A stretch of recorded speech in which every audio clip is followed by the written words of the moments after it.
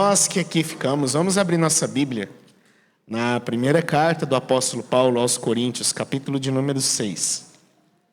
1 Coríntios, capítulo de número 6.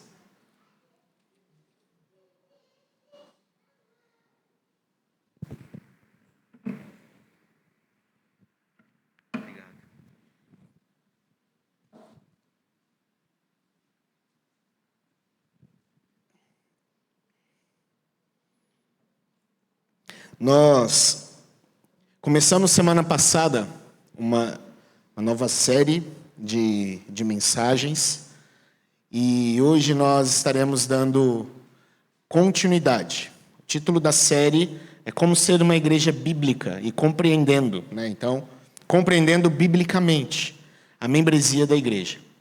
Semana passada nós falamos um pouco sobre o que é a igreja, o que quer dizer a igreja. Como a palavra do Senhor, ela nos mostra, tanto no Antigo Testamento quanto no Novo Testamento, o que de fato é a igreja. Qual é a verdadeira essência da igreja? Percebemos que a igreja é a assembleia do povo de Deus, que se ajunta, que se reúne, com o propósito de adorar o Senhor, com o propósito de cultuar o Senhor.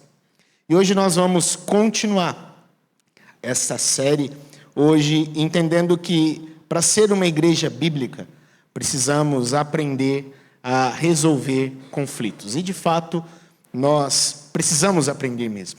Porque passamos por inúmeros conflitos. Tantos como igreja, como família. E hoje a palavra do Senhor, ela nos trará entendimentos de como nós, como igreja, como nós, como crentes, e como é importante a igreja que quer ser bíblica. A igreja que quer entender biblicamente o que é ser membro do corpo de Cristo. Como é importante ela aprender a resolver os seus conflitos. Vamos ler o texto. 1 Coríntios, capítulo de número 6. A partir do verso 1, eu estarei lendo até o verso 11. E peço que você acompanhe a leitura aí na sua Bíblia. Diz assim a palavra do Senhor. Aventura-se alguns de vós, tendo questão contra outro, a submetê-lo a juízo perante os injustos e não perante os santos? Ou não sabeis que os santos hão de julgar o mundo? Ora, se o mundo deverá ser julgado por vós, sois, acaso, indignos de julgar as coisas mínimas? Não sabeis que havemos de julgar os próprios anjos, quanto mais as coisas desta vida? Entretanto, vós, quando tendes a julgar negócios terrenos, constituís um tribunal daqueles que não têm nenhuma aceitação na igreja. Para vergonha vos digo, não há porventura nem ao menos um sábio entre vós que possa julgar no meio da irmandade? Mas irá um irmão a juízo contra outro irmão, e isto perante incrédulos. O só existir entre vós demandas já é completa derrota para vós outros. Porque não sofreis antes a injustiça? Porque não sofreis antes o dano? Mas vós mesmos fazeis a injustiça e fazeis o dano, e isto aos próprios irmãos. Ou não sabeis que os injustos não herdarão o reino de Deus? Não vos enganeis, nem impuros, nem idólatras, nem adúlteros, nem efeminados, nem sodomitas, nem ladrões, nem avarentos, nem bêbados, nem maldizentes, nem roubadores herdarão o reino de Deus. Tais fostes alguns de vós, mas vós vos lavastes, mas fostes santificados, mas fostes justificados em o nome do Senhor Jesus Cristo e no Espírito do nosso Deus. Somente até aí a leitura do nosso texto, e eu convido você a fechar seus olhos mais uma vez nesse momento, e nós vamos estar orando. Santo Deus, Pai amado, muito obrigado pela palavra do Senhor que foi lida nesse momento. E será, Deus, ó Pai, exposta e aplicada.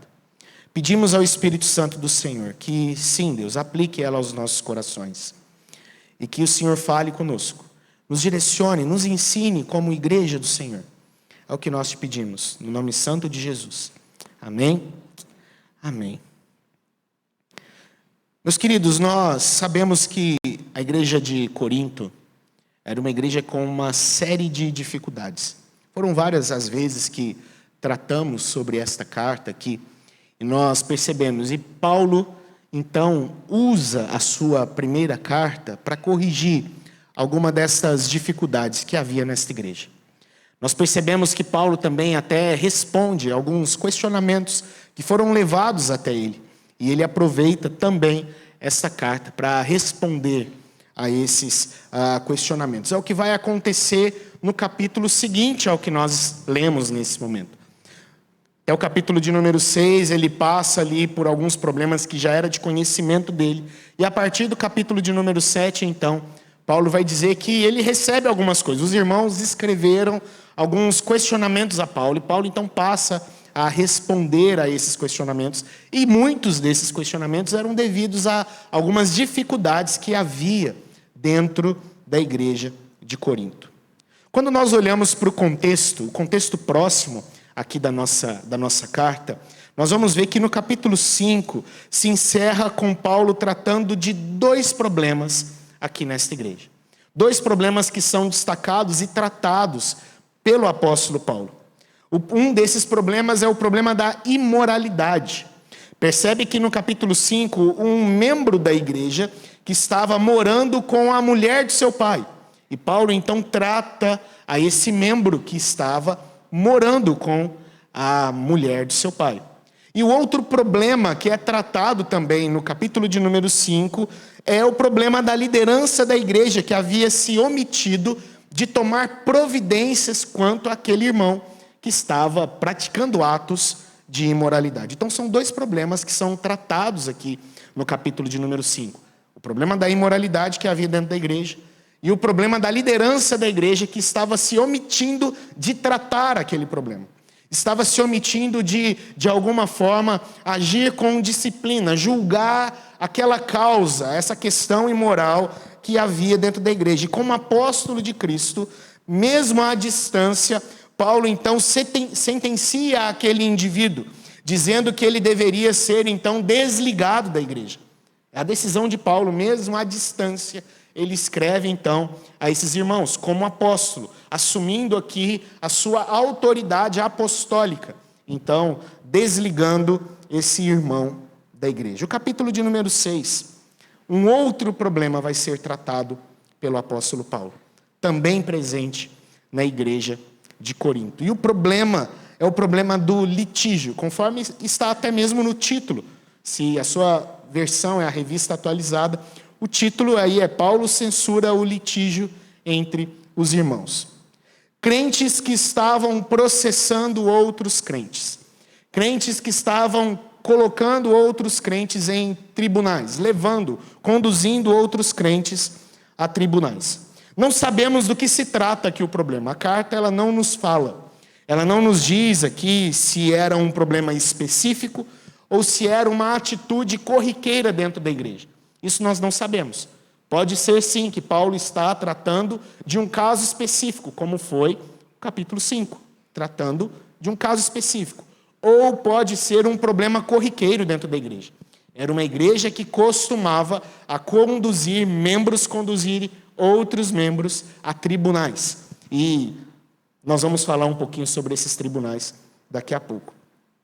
E que pelo teor do texto dá a entender que esses processos, pelo menos, é o que nos mostra, é que esses processos eram corriqueiros. Pelo menos é o que me salta aos olhos quando eu leio esse texto. Apesar de, como eu disse, o texto não nos deixar aqui tão claro se se trata ou não de algo específico ou coisas corriqueiras da igreja. Não nos diz também que tipo de caso é esse.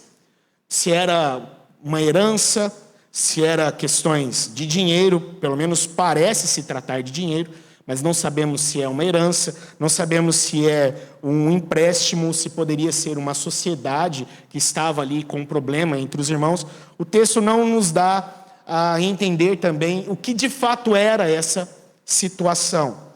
Mas o que nós percebemos, e o ponto aqui para nós, é como Paulo nos apresenta conceitos e princípios bíblicos para nós entendermos que sim, como igreja, passamos por problemas, temos conflitos, como crentes enfrentamos conflitos, mas temos princípios bíblicos para tratar esses conflitos.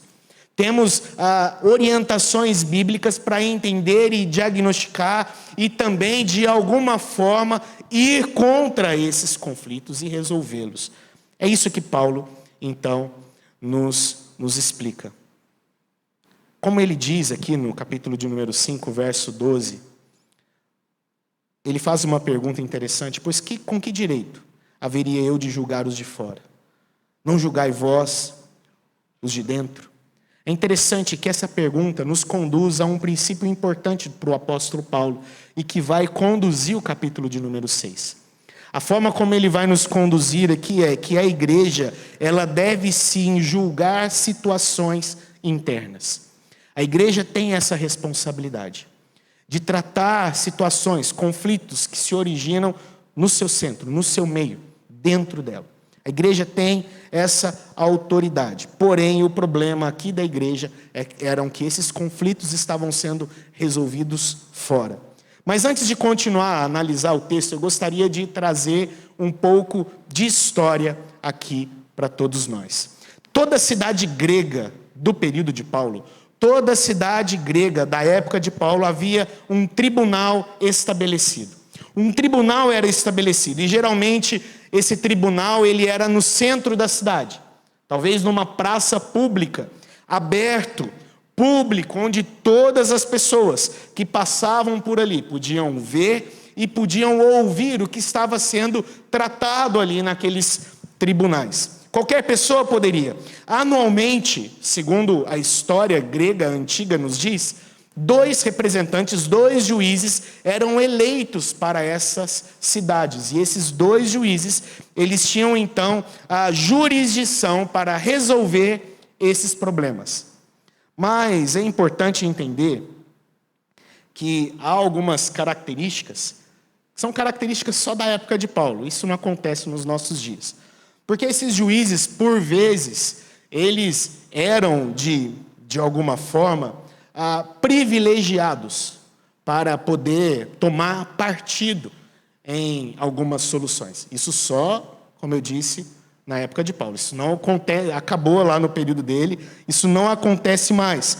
Geralmente essas decisões eram por motivações políticas, essas decisões eram por motivações de favorecimento desses próprios juízes, mas a questão é que tanto os juízes como os júris, eles agiam de maneira política. Esses juízes recebiam suborno e favoreciam amigos poderosos, favoreciam pessoas conhecidas, favoreciam grandes nomes. E então, de acordo com o que Paulo vai nos mostrar, a grande maioria das causas que eram levadas a esse júri eram tratadas de forma injusta e não de forma justa. Assim eram os júris, no período de Paulo, somente. Assim acontecia. A situação era tão complicada que os cidadãos, eles preferiam até mesmo resolver as suas situações através daquilo que era chamado de mediação. Como isso acontece? Haviam ali algumas pessoas que eram preparadas para tratar sobre assuntos específicos. Então, se havia um problema entre 2, eles contratavam então esse mediador se assentava com eles e ali um acordo era estabelecido entre as 2 partes. Esse mediador, ele servia então para tentar estabelecer esse acordo entre as 2 partes. Eles preferiam isso, eles preferiam pagar um mediador, pagar essa pessoa especialista para mediar a situação do que levar o caso no júri, porque certamente ali no tribunal, a sua causa seria tratada com injustiça, certamente. Ou eles teriam que subornar algum juiz para ter a sua causa julgada. Paulo conhece muito bem esse esquema. Paulo sabe muito bem como era o júri da cidade de Corinto. Tanto é que ele enfrenta esse júri. Se você já leu Atos capítulo de número 18, do verso 12 até o verso de número 17, Paulo enfrentou esse júri. Então ele sabe que se trata de homens impiedosos que agem com injustiça em favor de suborno. Paulo conhece muito bem. Esses tribunais eram terríveis. Era um local propício, então, para envergonhar a igreja. Era um local propício para envergonhar o nome de Cristo, porque seriam tratados, seriam publicados, seriam ali colocados para todo mundo ver e ouvir. Questões da igreja e que possivelmente seria tratado com injustiça, seria tratado de uma forma completamente equivocada. Possivelmente, confusões, intrigas aconteceriam. Ou, trazendo por português claro, nesse lugar o pau quebrava, e quebrava mesmo. Mas vamos para o nosso texto. Vamos ver o que nosso texto nos ensina com respeito a esses conflitos que nós enfrentamos. No verso 1 em diante, isso vai acontecer até o verso de número 3, o apóstolo Paulo ele se mostra indignado com a situação que estava acontecendo ali dentro da igreja. Crentes que estavam levando outros crentes ao tribunal. Crentes que estavam processando outros crentes. O ponto é que injustos, ou seja, ímpios, não crentes, estavam resolvendo publicamente coisas que eram da igreja. Questões que eram internas da igreja. Questões que eram de irmãos da igreja de Corinto. Esse é o ponto. Esse é o problema para o apóstolo Paulo. A igreja estava sendo exposta. A igreja estava sendo zombada. A igreja estava sendo colocada para todo o público ver. Dificuldades, questões internas da igreja estavam levando o problema para fora de casa. Para pessoas que não só não têm nada a ver, mas não têm nem mesmo a mesma visão que os crentes têm. Não seguem os mesmos princípios que os crentes seguem. Pessoas que possivelmente, de acordo com o texto, nem membros daquela igreja, nem membros da igreja de Jesus deveriam ser. É o que Paulo nos diz aqui. E eram essas pessoas que estavam julgando causas internas da igreja, causas internas dos irmãos. Por isso Paulo demonstra aqui a sua indignação. Aventura-se algum de vós, é como ele começa aqui o verso 1. No sentido aqui, como vocês se atrevem a levar as questões internas de crentes, de irmãos em Cristo, e expor essas questões de forma pública, para ímpios, injustos, julgarem essas questões, que deveriam ser resolvidas entre vocês, que deveriam ser tratadas entre vocês. Como vocês se atrevem? Então, depois dele mostrar aqui toda a sua indignação, ele apresenta aqui para nós um princípio teológico muito importante. Verso 2 e verso 3, como vem acontecendo desde o princípio da carta. Paulo sempre apresenta princípios teológicos que vão nortear todo o seu argumento, que vão nortear toda a sua ideia para aquela igreja. Paulo entende que qualquer ação realizada pela igreja precisa ser coordenada pelas Escrituras, precisa ser fundamentado na palavra de Deus. A prática, que não é regida por uma boa teologia, se torna mero pragmatismo. Paulo entende isso. Então toda a prática precisa ser conduzida pela palavra de Deus. Toda ação da igreja precisa ter um princípio bíblico, precisa ter um princípio teológico.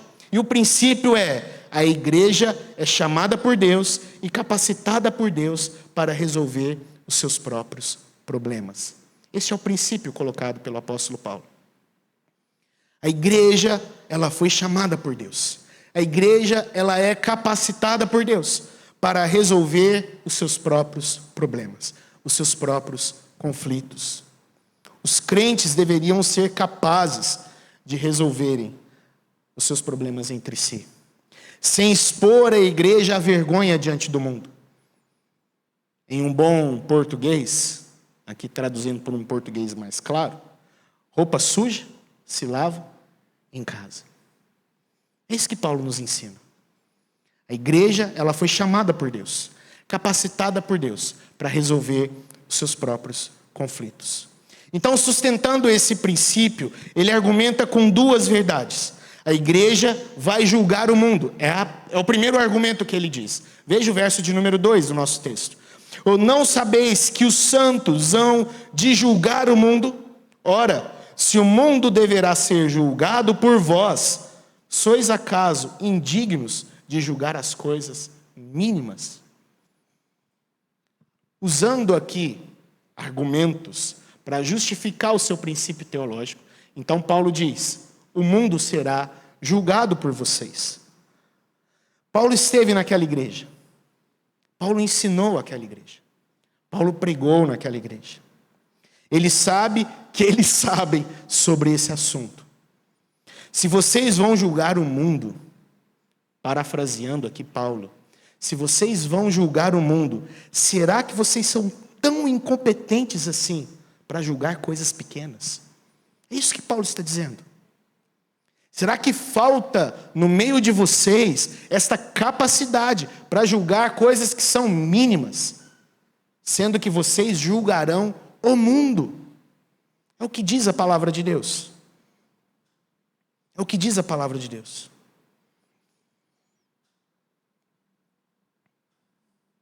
Não sabemos se são casas, não sabemos se são coisas que estão em jogo aqui nesse momento. Não sabemos se são carroças, se são animais. A gente não sabe o que está em jogo, o que está gerando conflito aqui entre os irmãos. Podia ser até grande para aqueles que brigam. Podia ser até grande. Podia ser até mesmo algo de muito valor para aqueles que estão brigando, para aqueles que estão ali tendo aquele conflito.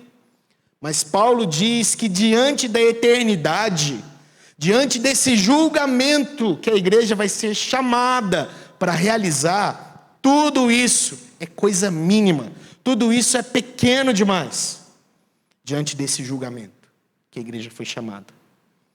E Paulo, ele eleva o nível, ele continua falando sobre isso. Verso de número 3, não só estaremos com Cristo no dia do juízo, julgando os ímpios, o mundo, mas ele continua, verso de número 3, não sabeis que havemos de julgar os próprios anjos, quanto mais as coisas dessa vida. Por isso a indignação de Paulo. Por isso ele diz: como vocês se atrevem a fazer isso? Como vocês se atrevem a envergonhar a igreja? Levando essas coisas, publicando essas coisas, expondo à vergonha a igreja do Senhor Jesus. Como vocês se atrevem? Por isso essa indignação, Paulo exemplifica aqui com a solene posição da igreja.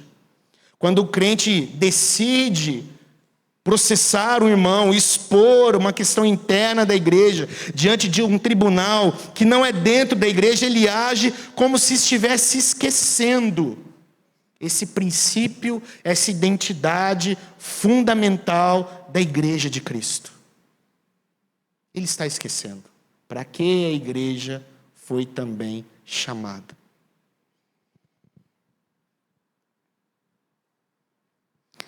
Se esquece de quem nós somos em Cristo. Se esquece da identidade que nós temos em Cristo. Cristo já está assentado no trono. Nós já fomos justificados.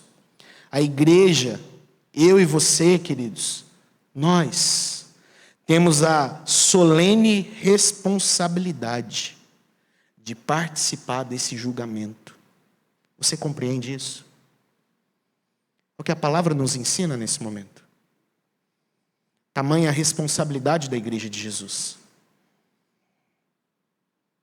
Então, quando a gente se esquece de quem nós somos, nós passamos a discutir coisas triviais. Passamos a discutir coisas pequenas. Percebe como isso envergonha a Cristo? Percebe como isso envergonha o Evangelho? Percebe como isso envergonha o status de ser cristão? Por isso, para muitos, ser cristão se tornou um termo pejorativo. Se tornou algo pejorativo. Percebe como isso envergonha a igreja? Segunda coisa que Paulo nos mostra, verso 4 até o verso de número 6. O segundo princípio que ele nos mostra aqui, a inferioridade dos juízes terrenos. É a segunda coisa que o texto nos apresenta. Entenda que aqui Paulo não está contradizendo o que ele ensina lá em Romanos capítulo de número 13. Obviamente, Paulo entende que há causas em que se deve procurar juízes para que ele julgue. Paulo entende isso. Paulo diz sobre o dever da igreja em respeitar autoridades. Paulo entende, escreveu sobre isso. O Senhor Jesus também fala muito sobre isso.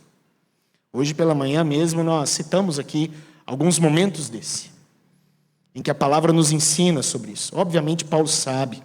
Ele mesmo recorreu, quando necessário, a juízes para julgar a sua própria causa. Mas ele entende que há situações que devem ser resolvidas entre os crentes. Ele entende que há situações que os ímpios, eles não têm direito de julgar, e que acontece entre o povo de Deus, que acontece entre aqueles que são do Senhor. Veja o verso de número 4. Entretanto vós, quando tendes a julgar negócios terrenos, constituís um tribunal daqueles que não têm nenhuma aceitação pela igreja. Quando vocês vão julgar algumas coisas, vocês que julgarão o mundo, vocês que julgarão os anjos, vocês constituem um tribunal de ímpios. Vocês constituem um tribunal de injustos. Vocês constituem um tribunal de incrédulos para tratar assuntos internos de vocês. Para tratar questões ligadas à igreja, ligadas aos crentes. Vocês que vão julgar o mundo. Pessoas que a igreja, como eu disse, não aceitaria nem sequer como membro. Talvez pelo caráter, talvez pela conduta. Mas esses crentes estão procurando estas pessoas para tratar sobre assuntos internos dela. Isso para a igreja é uma vergonha. É o que Paulo diz. Se esqueceram do princípio. Se esqueceram da identidade de vocês. Se esqueceram de quem vocês são. Será que não existe, pergunta Paulo, será que não existe um sábio entre vocês? Será que não tem uma pessoa no meio de vocês, com sabedoria, com conhecimento, que poderia sentar com esses dois aí, com esses que estão em conflito, e resolver, ajudar a resolver esse problema? Será que não tem no meio de vocês um sequer para isso? Vocês precisam expor todas essas dificuldades no meio de incrédulos.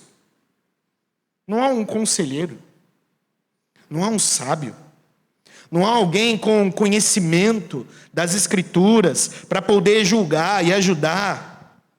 É engraçado que a igreja de Corinto, ela se gabava de ter todos os dons, principalmente os espetaculares. A igreja de Corinto, ela se gabava disso. Ela se achava, se julgava a maior entre todas, por ter esses dons, falar em língua, profetizar, curar. Mas nenhum desses resolveria esse problema. O que a igreja precisa é de alguém com sabedoria. É o que diz Paulo, não tem um com sabedoria para resolver isso. Nem sequer um só. Para julgar essa causa, para ajudar esses irmãos, para tentar solucionar esse problema, não há sequer um.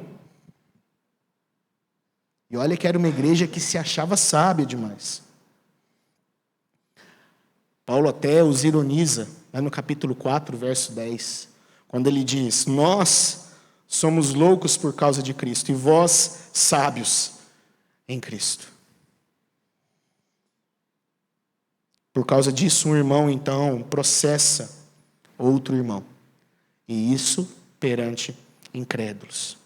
A grande preocupação de Paulo aqui, queridos, é a exposição da igreja. É como a igreja se tornou um espetáculo, ou pode se tornar um espetáculo para a cidade, de zombaria, de escárnio. É o perigo que isso pode conduzir a igreja, e esta é a preocupação de Paulo. Essa é a preocupação do apóstolo aqui. E ele nos conduz então a um terceiro princípio, que está do verso 7 até o verso de número 8. Qual é a atitude, então, para evitar esse total desastre? Como a igreja, então, deve agir para evitar tudo isso? Repare que o texto diz: o fato de existirem essas demandas, é o que Paulo vai dizer, verso de número 7. O só existir entre vós demandas já é uma completa derrota para vocês. O existir o conflito já é uma derrota. Só de haver essa contenda, isso já é um grande testemunho da derrota de vocês. Quando alguém leva uma causa a um júri, essa pessoa espera que tenha a sua causa julgada. Essa pessoa espera vencer a sua causa. A derrota aqui não é pelo fato de perder a causa. Paulo não está dizendo isso. A derrota que Paulo diz aqui é pelo fato de ter algo por que processar o outro irmão. Isso é uma derrota. A derrota aqui não é perder o conflito. A derrota aqui é ter o conflito. A derrota aqui não é receber ali um julgamento favorável do juiz. A derrota é ter que procurar o juiz. É sobre isso que Paulo diz aqui no texto. O existir isso no meio de vocês. O existir isso no meio de vocês já é uma derrota. Quando o irmão entra em litígio contra outro irmão, o que Paulo nos ensina é que ninguém sai ganhando. Ninguém sai ganhando. Pode ter uma decisão que favoreça um dos lados, mas espiritualmente é derrota para todos. Os irmãos perdem. A igreja de Cristo perde. Quando há motivos para existirem conflitos. Só existir no meio de vocês é derrota. Não ter a capacidade de resolver os problemas é o testemunho de um derrotado. Para Paulo é isso que ele nos diz. É o grande testemunho da nossa incapacidade, da nossa derrota. Paulo então questiona, mostrando qual seria a melhor atitude. E são atitudes difíceis que Paulo nos apresenta aqui no texto. Muito difíceis. Por que vocês não sofrem a injustiça? É o que Paulo pergunta. Por que vocês não sofrem a injustiça? Por que não sofrem o dano? Por que vocês não preferem arcar com os prejuízos? É surpreendente, mas é difícil e desafiador. Mas é isso que Paulo aprendeu com Cristo. Veja o que nos diz o Evangelho de Mateus, capítulo de número 5, verso 38 a 41. Vamos abrir nossa Bíblia. Evangelho de Mateus, capítulo 5, verso 38 a 41.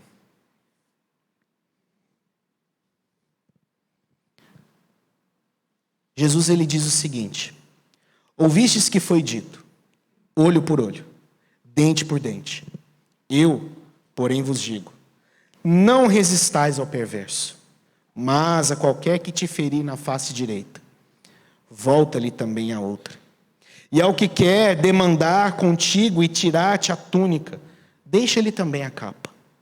Se alguém te obrigar a andar 1 milha, vai com ele 2.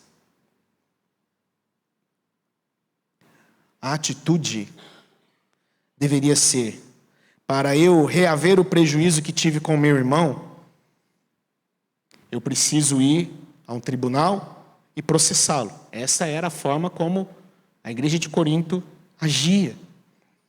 Mas o que o Evangelho nos mostra é: eu prefiro arcar com o prejuízo, para assim não trazer mais prejuízo ainda para a igreja de Jesus e para o Evangelho. Para não expor o nome da igreja. Isto é uma demonstração de amor a Deus.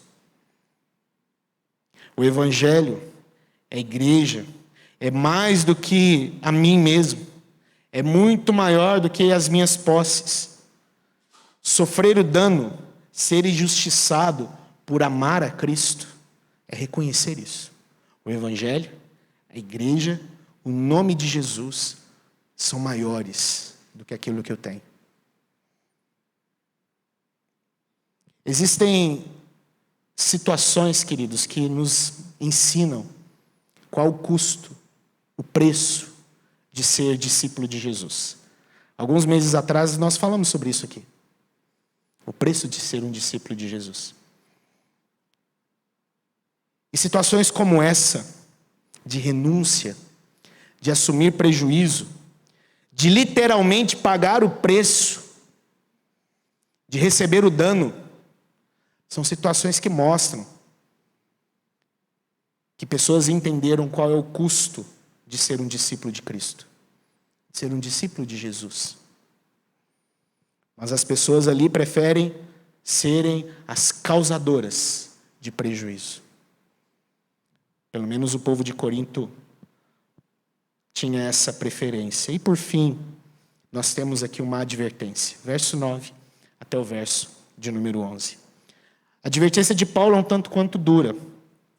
O verso 9 e o verso de número 10, ele passa uma lista daqueles que não herdarão o reino. Ele diz que esses injustos que têm julgado estas causas são como esses que não herdarão o reino, são injustos. Entenda, a condenação não acontece simplesmente pelo fato de praticar tais atos. O verso 11 diz que alguns da igreja agiram daquela forma. A questão ali é de você ser marcado, definido, ter a identidade de um ímpio, de um incrédulo, de um injusto, que vive nessas práticas que são aqui mencionadas. Estes mencionados aqui são os injustos. A injustiça é toda prática contrária à vontade de Deus.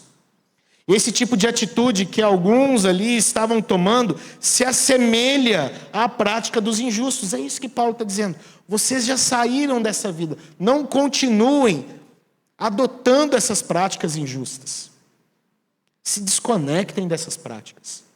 Fujam dessas práticas.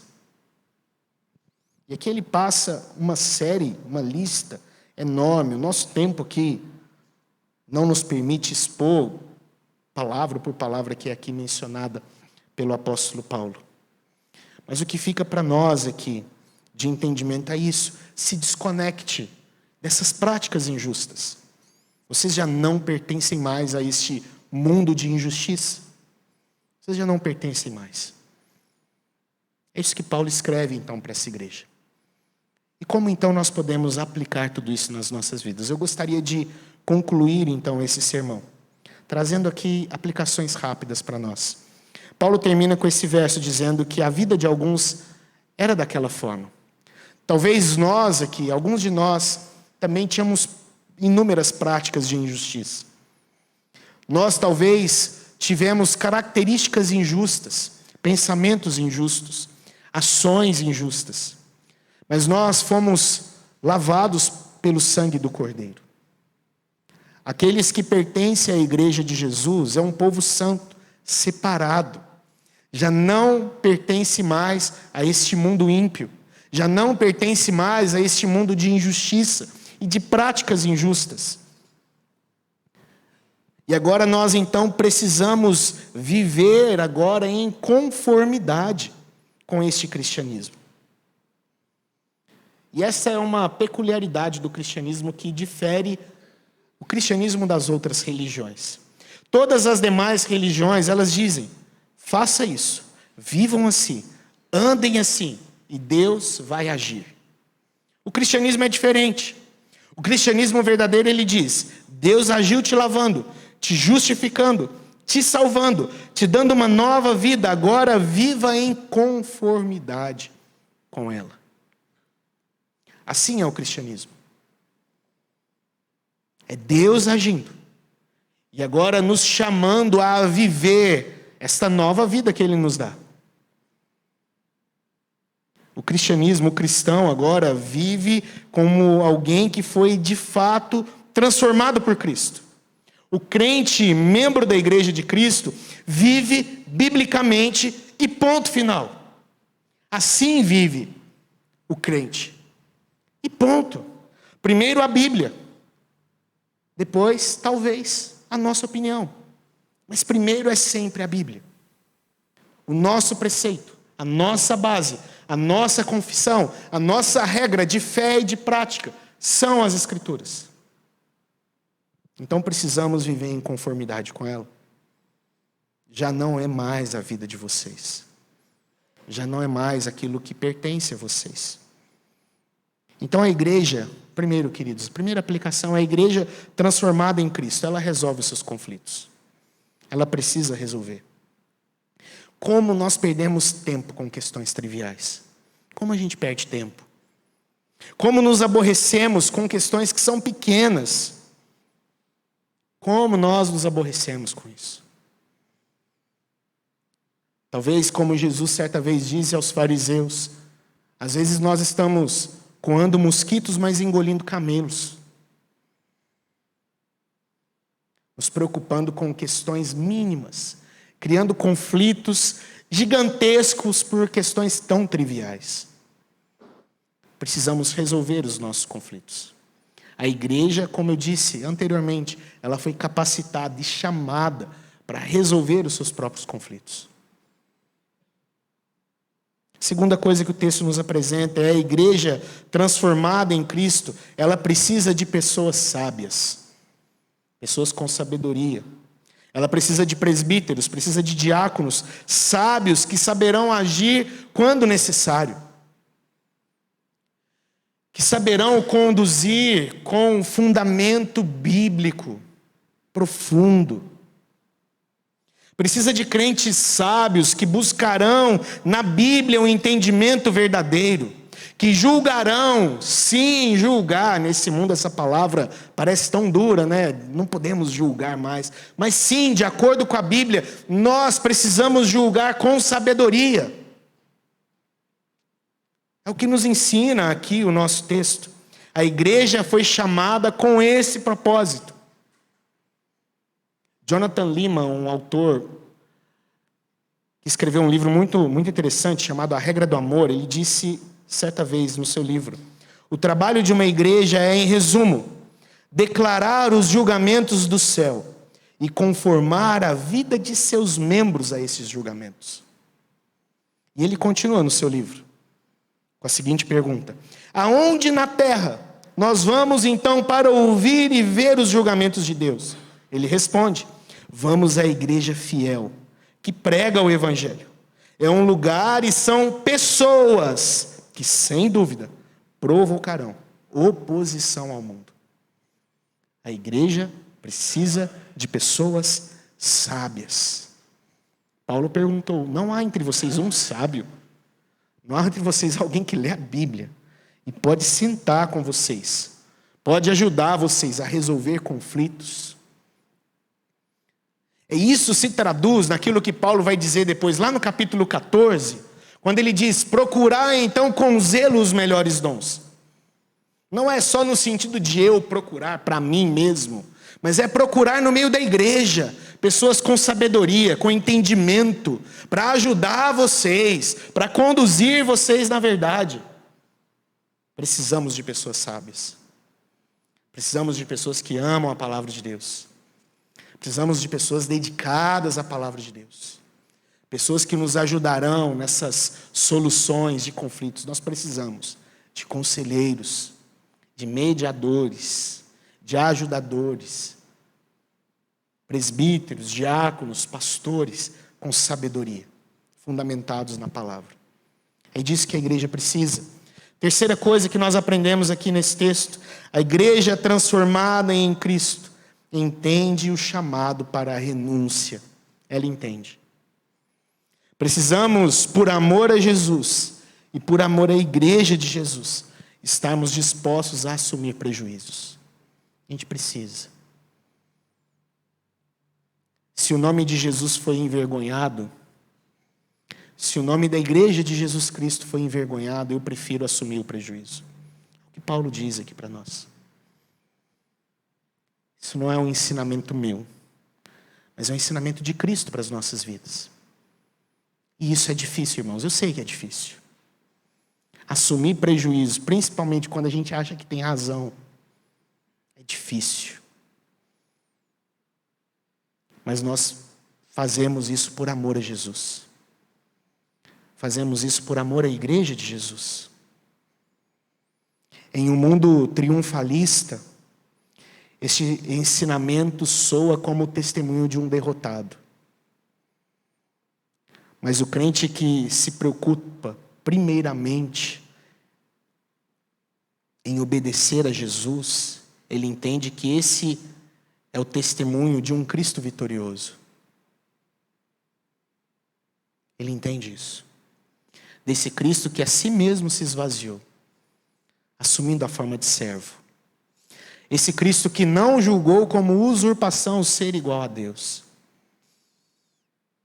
Que por amor a Ele nós possamos também entender esse chamado da renúncia.